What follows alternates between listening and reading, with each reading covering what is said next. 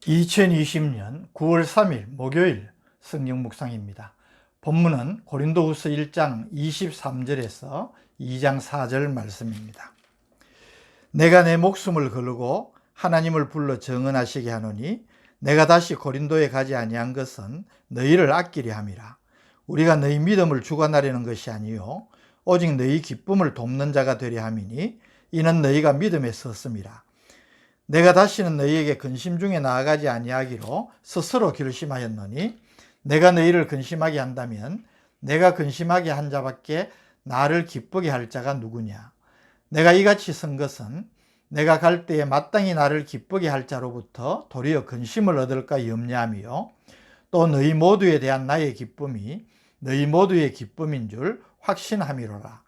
내가 마음에 큰 눌림과 걱정이 있어 많은 눈물로 너희에게 썼노니 이는 너희로 근심하게 하려 한 것이 아니요 오직 내가 너희를 향하여 넘치는 사랑이 있음을 너희로 알게 하려 함이라. 아멘.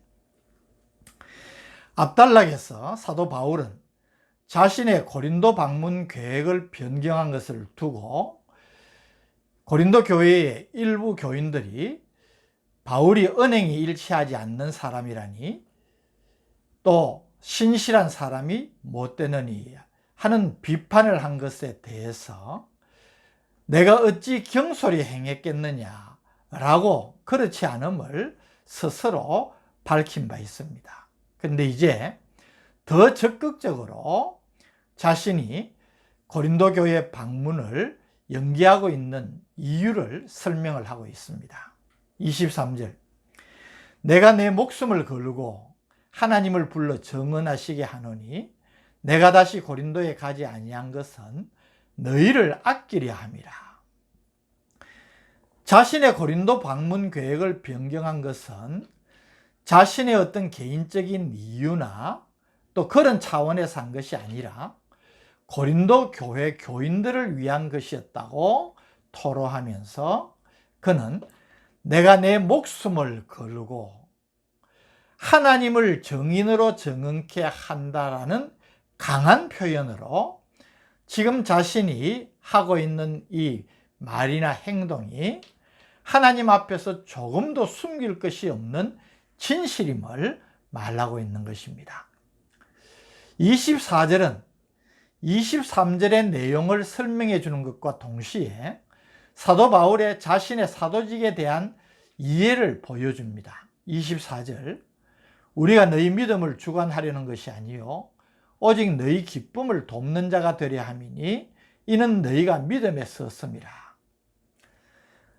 사도 바울은 사도의 권한이라는 것은 성도들의 믿음을 지배하거나 책벌을 가하는 것에 있는 것이 아니라 성도들의 영적인 성장과 기쁨을 더하는 데 있다고 말을 하는 것입니다. 그래서 23절에 너희를 아끼려 함이라 라는 말과 24절에 너희 기쁨을 돕기 위해서 라는 목적으로 더 나은 방향으로 자신의 계획을 바꿨다는 것을 설명을 하고 있는 것입니다. 2장에 들어와서는 세 번째 고린도 교회 방문과 관련해서 자신이 당장 고린도 교회를 방문하지 않고 미루고 있는 이유에 대하여서 좀 더 구체적인 설명을 하고 있습니다. 이 본 서신 고린도 후서를 기록할 당시에 바울은 소위 가슴 아픈 방문으로 불리는 두 번째 고린도 방문 직후에 에베소를 떠나서 마게도냐에 머물며 고린도 방문을 미루고 있었습니다. 그 이유는 1장 마지막 부분에서 밝혔듯이 교회의 유익을 위해서였습니다. 사실 바울은 두 번째 방문에서 고린도 교회의 문제를 완전히 해결할 수 있기를 원했지만 피차에 마음만 상하고 자신이 생각한 대로 되지 않았던 것입니다. 이런 상황에서 바울이 바로 다시 고린도 교회를 방문하는 것은 지혜롭지 못하다 그렇게 생각을 한 것입니다. 만일 바로 고린도 교회를 방문한다면 어쩔 수 없이 아직까지 해결되지 않은 이 문제 때문에 그 교회의 문제를 일으킨 자들을 징계할 수밖에 없는데, 그렇게 되면 상황이 더 악화될 가능성을 무시할 수 없고, 또 이로 인해 문제의 해결은커녕 성도들이 더 큰 시험에 들까 우려하지 않을 수 없었던 것입니다. 그래서 2장에 들어와서 그 사실을 설명을 하고 있는 것입니다. 2장 1절, 내가 다시는 너희에게 근심 중에 나아가지 아니하기로 스스로 결심하였노니. 2절, 내가 너희를 근심하게 한다면 내가 근심하게 한 자밖에 나를 기쁘게 할 자가 누구냐. 이 말씀은 1장 23절 24절과 연결되는 고린도 교회 방문을 자신이 연기하고 있는 데에 대한 설명입니다. 바울이 고린도 교회의 문제를 해결하고자 했던 두 번째 방문이 목적했던 것과는 달리 바울 사도도 또 고린도 교회 성도들도 서로 마음의 상처를 받고 근심과 슬픔만 남긴 결과를 가졌기 때문에 또다시 방문을 섣부르게 쉽게 해서는 안 되겠다고 결심을 했다는 것입니다. 그런데 2절의 말씀이 사실 우리가 쉽게 그 의미를 이해하기가 어렵습니다. 2절 보십시오. 내가 너희를 근심하게 한다면 내가 근심하게 한 자밖에 나를 기쁘게 할 자가 누구냐. 이게 무슨 말인지 잘 와닿지 않지요. 그래서 제가 여러 성경 번역을 비교를 해보니까 공동 번역이 좀 더 쉽고 간결하게 번역이 되어서 그 의미를 성도들이 잘 이해할 수 있을 것 같아서 공동 번역을 소개를 해보겠습니다. 공동 번역 2절은 이렇게 말합니다. 나를 기쁘게 해줄 수 있는 사람은 여러분밖에 없습니다. 그런데 내가 여러분의 마음을 아프게 한다면 나를 기쁘게 해줄 사람에게 슬픔을 안겨주는 셈이 되지 않겠습니까? 즉 2절의 의미는 바울이 그를 기쁘게 해주는 고린도 교회 성도들을 근심하게 하기를 원치 않았다는 말입니다. 그래서 바울은 고린도 교회의 상황이 좀 호전될 때까지 방문을 미루고 기다리고 있는 것을 지금 보여주고 있습니다. 그러나 바울이 그냥 대책 없이 마냥 한번 기다려보자 그렇게 하고 있는 것은 아닙니다. 바울은 본서를 기록한 곳인 마게도냐로 가기에 앞서서 편지를 써서 디도 편으로 고린도 교회에 전달을 해서 문제를 해결하기 위한 노력을 합니다. 이 편지가 지금은 전해지지 않는 눈물의 편지라 불리는 편지인 것입니다. 이 눈물의 편지는 준엄한 편지라고도 불리는데 그 편지의 내용이 매우 엄격한 질책이고 회개의 결단을 요구했기 때문에 이것을 준엄한 편지라 그렇게도 부르는 것입니다. 좀 강하게 또 엄한 어조로 바울이 이 편지를 쓴 이유는 그들을 책망하기 위해서만이 아니라 그들이 이 말씀을 듣고 자극을 받아서 회개하여 다시 만날 때에는 기쁨으로 만날 수 있기를 원하는 마음이었다는 것입니다. 그것을 3절이 보여줍니다. 3절, 내가 이같이 쓴 것은, 이것은 눈물의 편지를 이야기합니다. 내가 갈 때에 마땅히 나를 기쁘게 할 자로부터 도리어 근심을 얻을까 염려하며 또 너희 모두에 대한 나의 기쁨이 너희 모두의 기쁨인 줄 확신함이로라.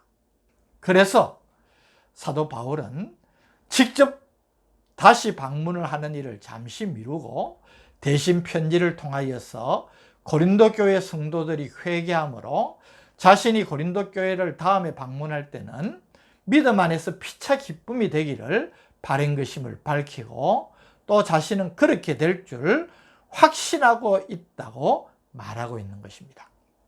4절은 자신이 눈물의 편지를 왜 썼는지에 대한 더 구체적인 설명입니다. 내가 마음에 큰 눌림과 걱정이 있어 많은 눈물로 너희에게 썼노니 이는 너희로 근심하게 하려 한 것이 아니요 오직 내가 너희를 향하여 넘치는 사랑이 있음을 너희로 알게 하려 함이라.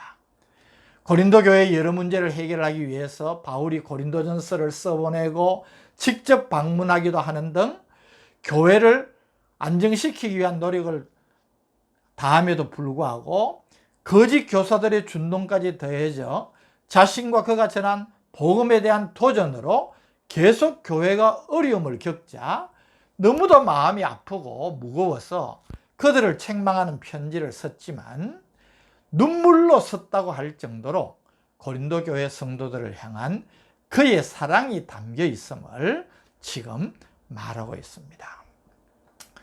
저는 오늘 본문 말씀을 보면서 사도 바울의 교회를 진심으로 사랑하는 마음을 읽게 됩니다. 이것이 우리가 교회를 향하여서 가져야 될 마음이 아니겠습니까?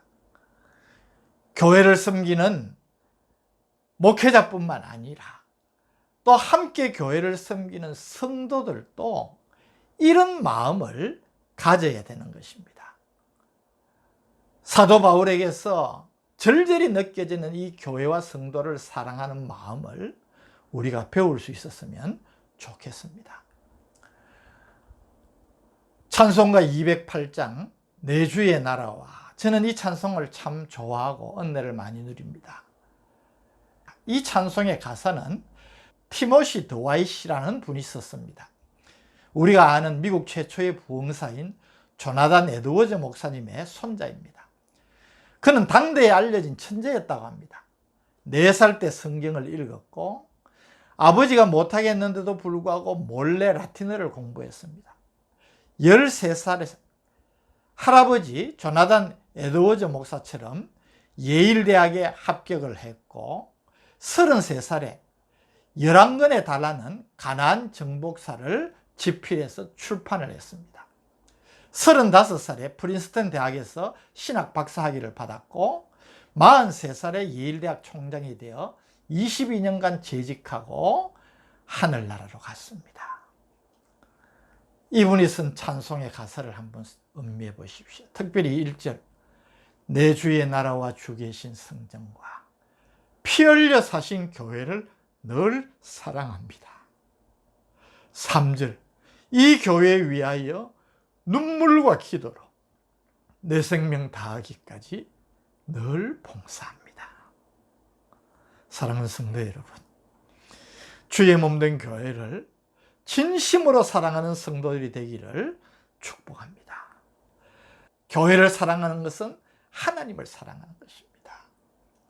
진심으로 교회를 사랑하는 자가 되어서 하나님을 사랑하는 것을 내 삶을 통하여서 나타내는 귀한 성도들이 되시기를 바랍니다.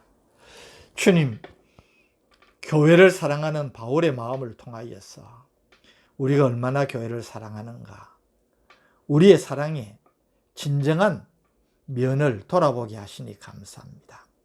정말 교회를 사랑하고 교회를 사랑하기 때문에 눈물과 기도로 내 생명 다하기까지 주님 사랑하고 주님의 몸된 교회 사랑하는 우리가 되게 하여 주옵소서. 예수님 이름으로 간절히 기도드립니다. 아멘.